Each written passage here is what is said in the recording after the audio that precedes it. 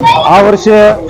વિશ્વ હિન્દુ પરિષદ રાજુલા દ્વારા, શિવ ઉત્સવ કમિટી રાજુલા દ્વારા અને રુદ્રગણ રાજુલા દ્વારા આ ત્રણેય ગ્રુપ રાજુલાની અંદર સક્ષમ ગ્રુપ છે અને આ વર્ષે જિમ્મેદારી વિશ્વ હિન્દુ પરિષદ દ્વારા ઉઠાવવામાં આવી અને આ વર્ષની શોભાયાત્રા ખૂબ જ ભવ્ય દિવ્યથી કરવામાં આવી છે અને શિવજીની શાનદાર શોભાયાત્રા આ વર્ષે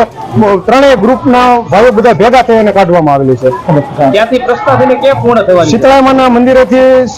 શુભારંભ કર્યો છે અને કુમનાથ શુક્લ દાદાએ આ શોભાયાત્રાનો પૂર્ણ થઈ છે અને આ શોભાયાત્રાની અંદર ગામજનોનો ખૂબ ખૂબ આભાર, ત્યારબાદ પોલીસનો બધાનો ખૂબ ખૂબ આભાર. રાજુલાની વિવિધ સંસ્થાઓ દ્વારા આ શોભાયાત્રા કરવામાં અને સાથે ખૂબ બધાનો સહકાર અને ગ્રામ્યજનોનો ખૂબ કે જેવો અમારા ઉત્સાહ હતો એવી જ અમે શિવજીની શાનદાર શોભાયાત્રા કાઢી અને આ શોભાયાત્રાની અંદર 20 થી 25,000 જેટલા માણસોએ દર્શન કર્યા અને સાથે સાથે કુંભનો જે ગંગાજળ નું અમે પાણી લેવા હતા જે